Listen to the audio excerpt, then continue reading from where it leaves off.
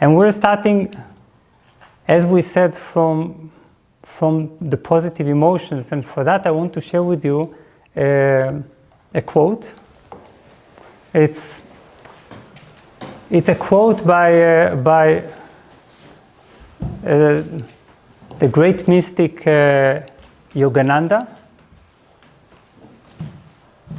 And it's as if I was shown this quote years after I had been teaching the expansion method, and somebody came to me and said, "Hey, look, it's exactly what this method." And I looked at it, and it was as if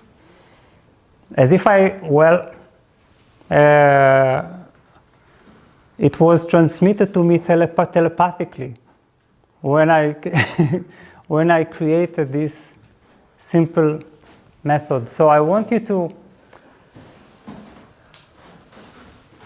take a look at this wonderful, wonderful quote. It says, "When a little bubble of joy appears in your sea of consciousness, take hold of it and keep expanding it. Meditate on it, and it will grow larger. Keep puffing at the bubble until it breaks its confining walls and becomes a sea of joy." I will read it again because it's so much fun. Yeah. Yogananda was quite of a poet. So, when a little bubble of joy appears in your sea of consciousness, take hold of it and keep expanding it. Meditate on it, and it will grow larger. Keep puffing at the bubble until it breaks its confining walls and becomes a sea of joy. And this wonderful quote contains everything we need to know about how we should work with positive emotions. It basically tells us all. It tells us that positive emotions are a great potential. They hold within them an unused potential. Now, to reveal this potential, we don't need to wait for big explosions, like our greatest positive days. I don't know, you get exactly your greatest dream is fulfilled, or you are, I don't know, you are recognized for something after many years, or you do some great creative, whatever makes you enter the happiest, most joyful state imaginable. We don't need to wait for that. Of course, we do wait for that, and that's the story. We are waiting for big moments, and we are forgetting that there are countless small moments that can become big moments.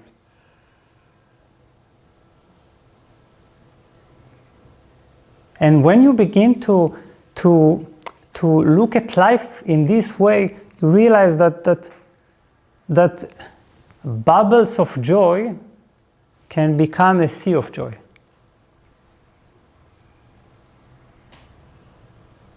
Sometimes we overlook bubbles of joy. A bubble of joy can be after a rainy day. Then there is suddenly a very, very gentle and wonderful ray of light caressing you. And this can be like, oh, that's nice weather. But it can be, we can follow a path that Yogananda talks about. We can take this bubble and make it grow bigger.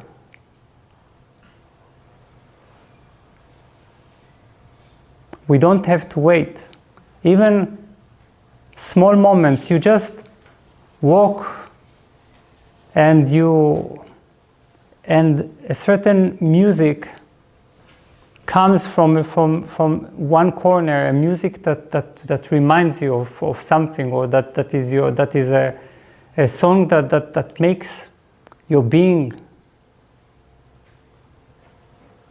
relaxed or feel healed. And that is a small moment. But it is actually a sort of a reminder from reality. Think of our positive moments as golden flakes that are thrown at us from heaven, okay? Perhaps you don't believe in heaven. It's not, you don't need, it's just a metaphor. They are thrown at us, and we find them on our way, and their role in our life is to be picked and given an attention, enough attention, so they can take us back. You see? So they are sent from the heavens, scattered all over, and if we just pick them and use them properly, they take us to a sea of joy. They take us to somewhere else. They're just like small reminders all over of the original goodness of life, original beauty, original love that is all around us.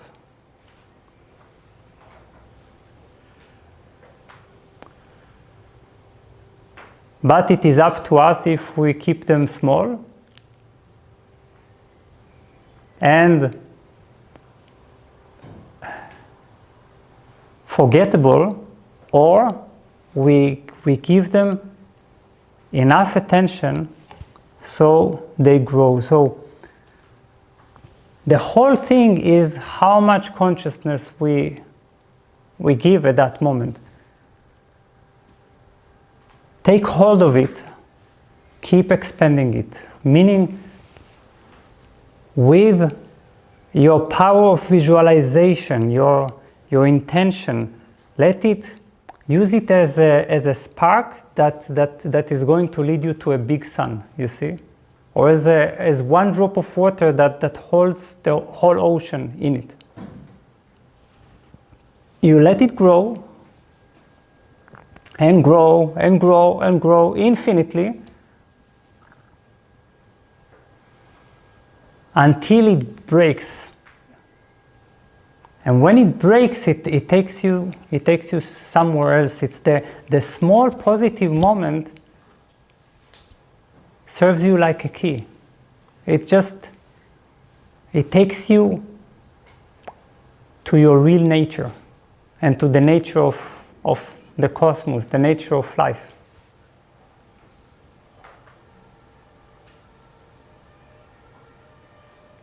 We need to understand our nature. You don't have to believe me, you will need to practice this yourself when we get the chance. But our nature, this is my own experience and the experience of everyone that expand their being in meditation. Our nature is expanded, limitless.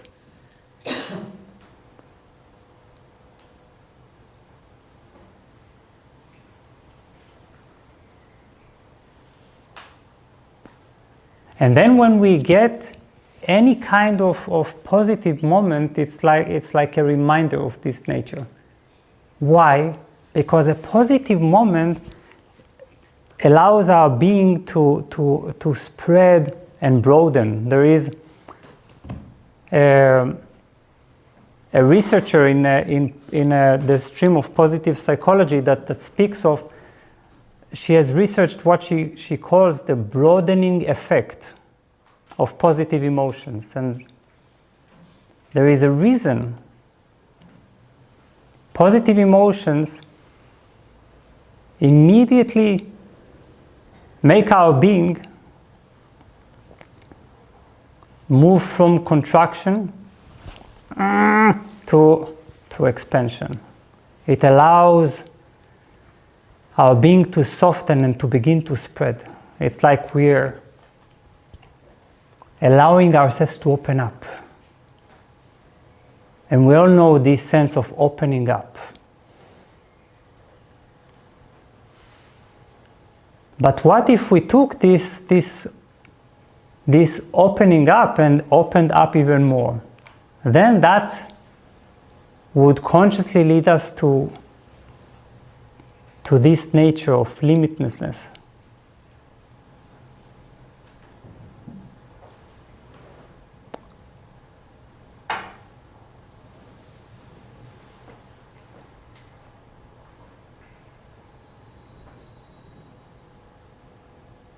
So sometimes we think, I don't have positive emotions.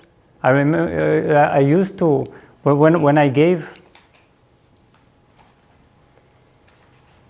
seminars that are connected to expansion, and I told people, okay, now let's expand the positive emotion. And then some told me, but I don't have any positive emotion in my life. I only know pain. Now, I don't believe anyone who is saying they have never had a moment of positive experience or positive emotion. We just don't want to recognize them. It's not, first of all, it's not so culturally acceptable. It's to be responsible adults, we need to look concerned, right? That we are not forgetful, that we are not enjoying ourselves too much. It also doesn't look too good to other people. It's like, who is this strange person that is too happy? It's what's wrong with this guy? Maybe he is on psychedelics.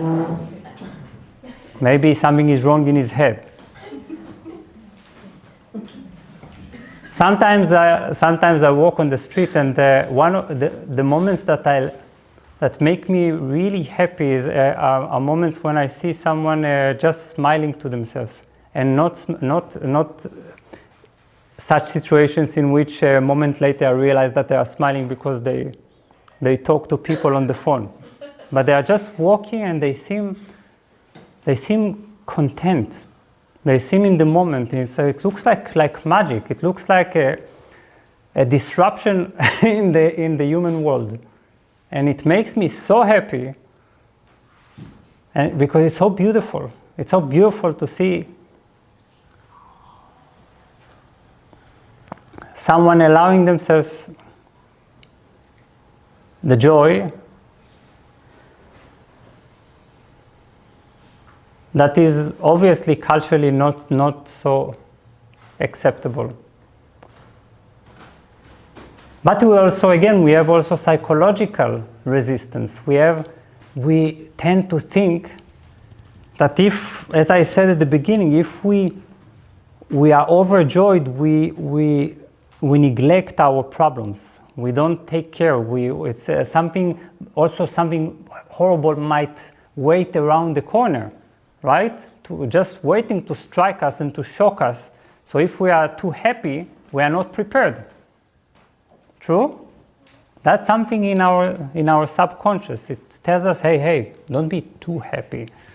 You know, something might happen. So that too, if you're laughing, it means you're recognizing.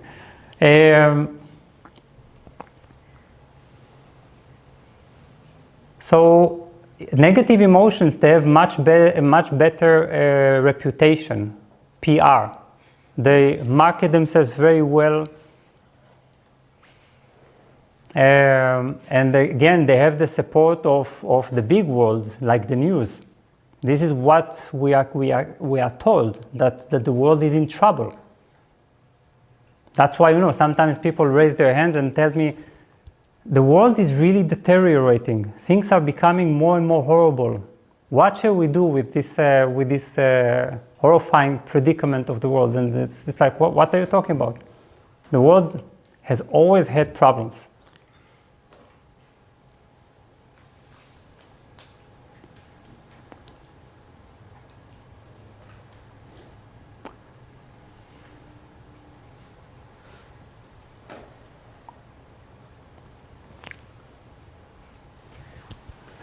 Now, let's get to know a little the world of positive emotions, because there are positive emotions arise in us in different situations and states.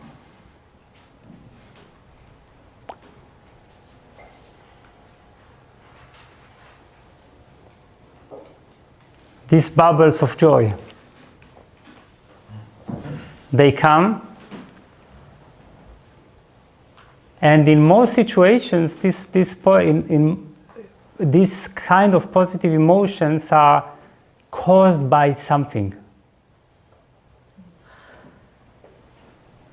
And what we are going to study in this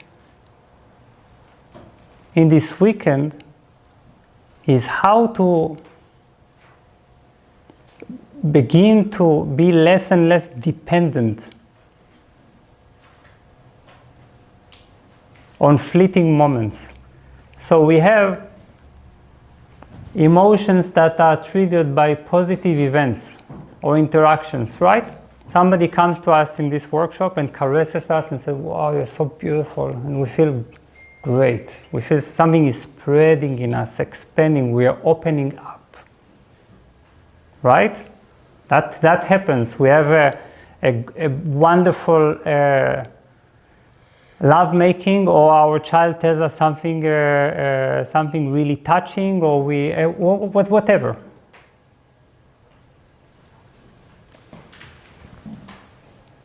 This can be also big events, a wedding, childbirth, anything, a tremendous vacation. Now, second, emotions that are triggered by positive physical states. This means when we are physically healthy, let's say we had an amazing physical activity that makes our whole body feel really well, and as a result, we emotionally feel better.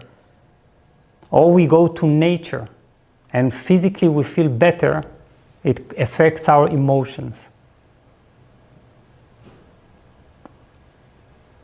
Or we go to a juice fast, I don't know, whatever, and when we feel wonderful in our body, and as a result, we suddenly we feel good feelings.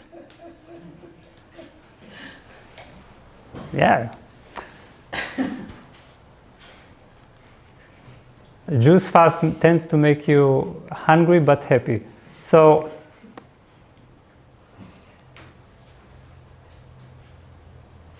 emotions triggered by inspiration.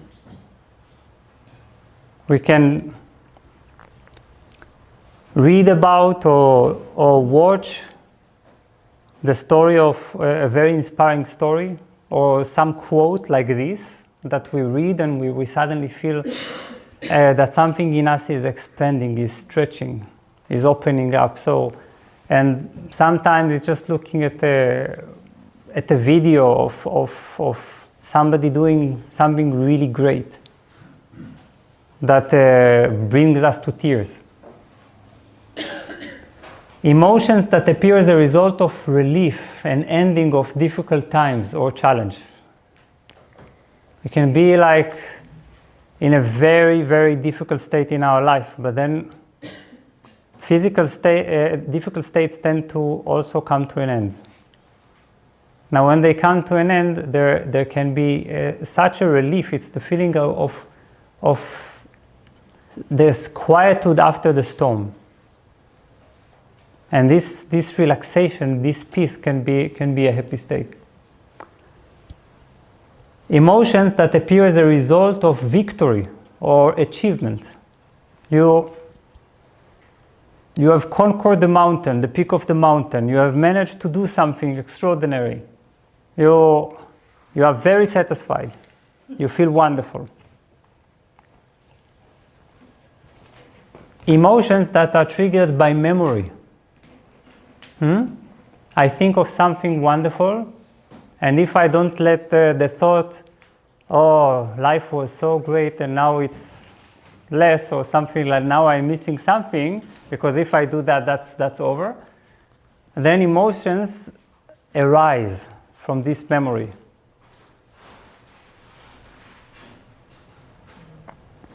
And why do they arise from a memory? And this is a very important point.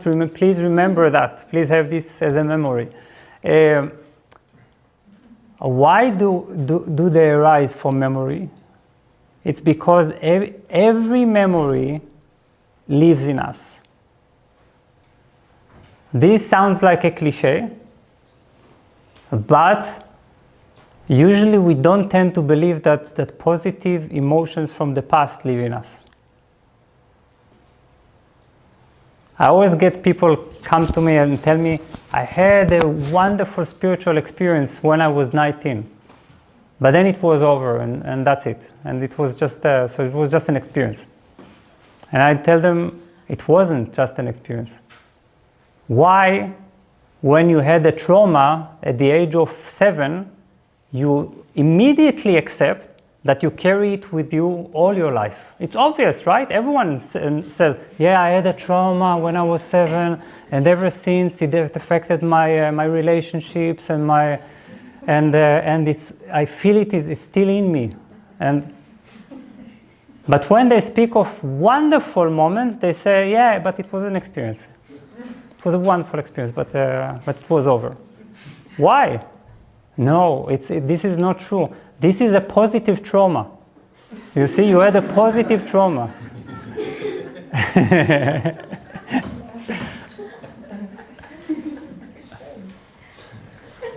And this means a moment that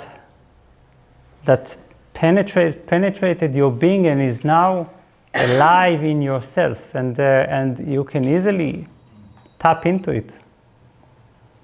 And it's completely stored within your subconscious, within your mind. You just need to recognize it. But this is, again, when I say it's trauma's got a much better PR, and then because of our tendency to look for problems and the root of our problems. Future emotions that are triggered by hope. How many emotions we have like that? That's sometimes what keeps us alive, what keeps us going. It's one day. When I do this and that and this and that, I will then it will be wonderful. And you are anticipating, and this gives you a good feeling. It's that which has not come yet, but is expected to come, makes you feel better.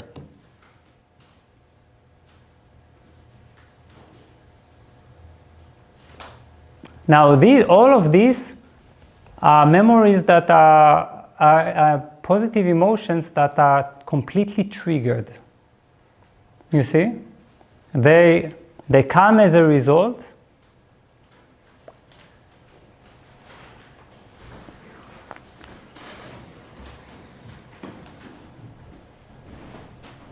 and they are useful because they are reminders. They come to us, as I said, like echoes. They are related to events, they are related to people, they are related to nature, to actions. But what we want to do is to go much more deeply, because we can't force positive events to come.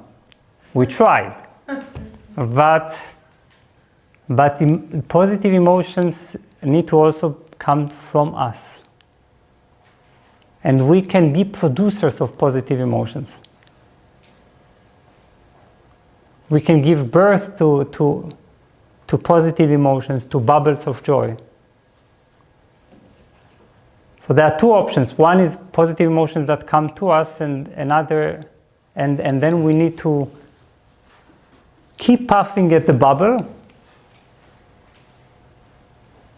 but we can also bring them from within. So one type is emotions that appear as a result of choices we make.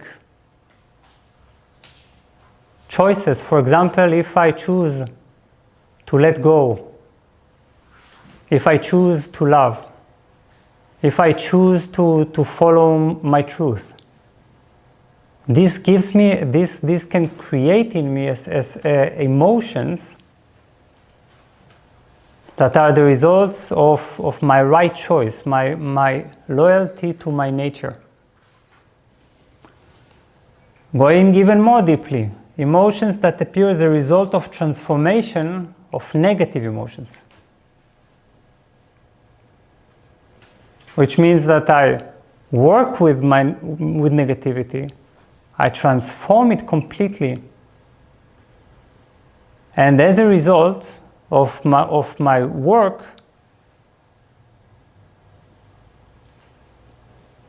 they transform into positivity. And the two last ones are emotions that come from within us. These emotions are not as a result of anything. We just find them within us, related to our nature. This I call non-causal emotions. Non-causal means uncaused. Nothing causes them. They begin in us. We are like a spring that emanates these emotions. This is already a high type of positive emotions. And the last one is emotions that are the byproduct of spiritual states. This means that these emotions come from when we are completely in our true nature. We are so aligned. We are so expanded that as a result, emotions appear, but they are just like byproducts. They are more like, you don't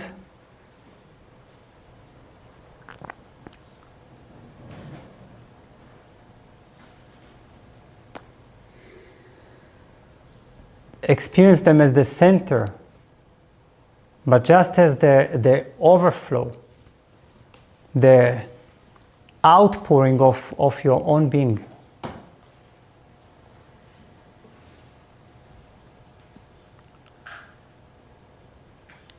Now, what do we want to do? We will learn today and tomorrow to do two things. One is to take experiences of positive emotions, perhaps even from this very moment. Even a slight good feeling that you have right now is perfect material. Okay? It's not, you can feel that a little enjoyment, and this little enjoyment is enough for us. Give me that enjoyment and we'll puff at it. And the second thing is that we want to learn how in both cases, whether the emotions are triggered or come from within us, we learn how to transform them. And this means that even if they start as something that was triggered by a ray of light, by a little sunshine, by a good cup of tea, even then, you can, if you expand them, they can become non-causal emotions. You see, because remember, they are like. No, I will not say this. I always say this metaphor, and it's a horrible metaphor. I always think of this. How they call the Hansel and Gretel? Yeah, that they have these sweets and so on, and they walk, but they are led. This is the bad version. It's like they walk and then they reach the house of the witch, right? So in a dramatic paraphrase of this story, we are talking here about like candies that are spread all over, and if we follow them, we slowly go to much deeper states, to much more liberating states. So this is the way they transform. They move from circumstantial and triggered to non-causal. They lead us to a place that is not dependent, that doesn't need anything to be happy, joyful, in appreciation, in gratitude. In fact, we can think of human maturity as our capacity to take full responsibility over our happiness, over our joy, right? That should be pretty clear. When I'm fully independent, I don't need anything and anyone to be happy, joyful, in gratitude, in appreciation, with the inner smile. That's maturation. The next step is, of course, that you are able to transmit this positivity, because it's contagious. It's like a good disease. Okay? I have really interesting metaphors today. So,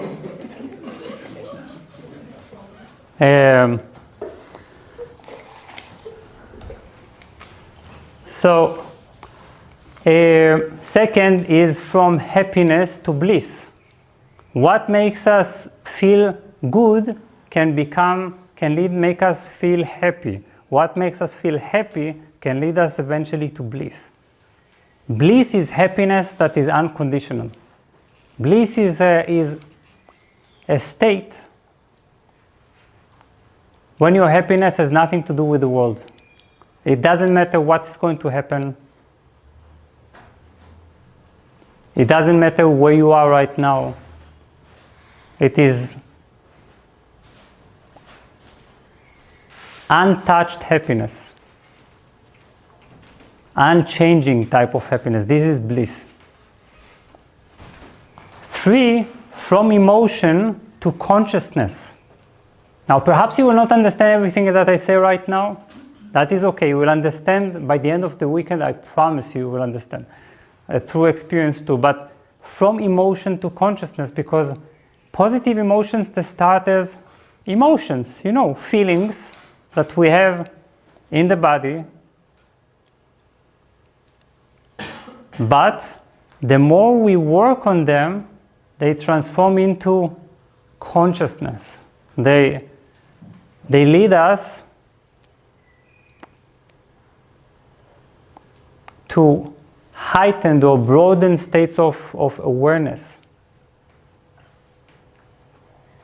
different states of the mind. And last one is from feeling to identity. That may be tricky. From feeling to identity, because it starts as feeling, but then it moves. When we work on a positive emotion, it changes into identity, which means that I more and more realize this as who I am. You see? Take a feeling of love that you have towards someone, expand it enough, and then you realize that you are this, you are love, you see? It's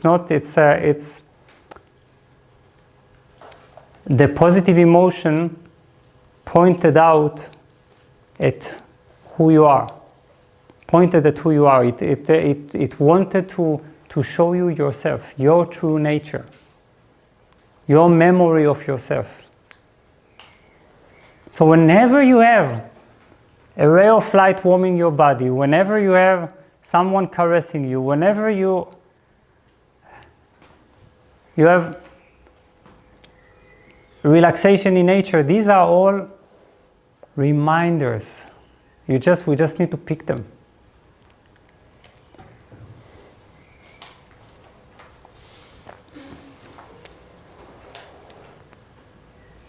So today I'm a salesman of positive emotions. Tomorrow I will be a salesman of negative emotions. Don't worry. But when you will see, when I have a positive emotion, I feel connected. I feel connected, and the connection is without me understanding. The connection is a connection to something greater. It's to the heartbeat of life. To the original nature of life before we came and distorted it completely with our conflicted thoughts. There is a certain order in the universe, and in this order is full of positivity. But not positivity of something great that happens to you, but as non-causal, blissful, conscious, and identification. That's the positivity we are aiming at.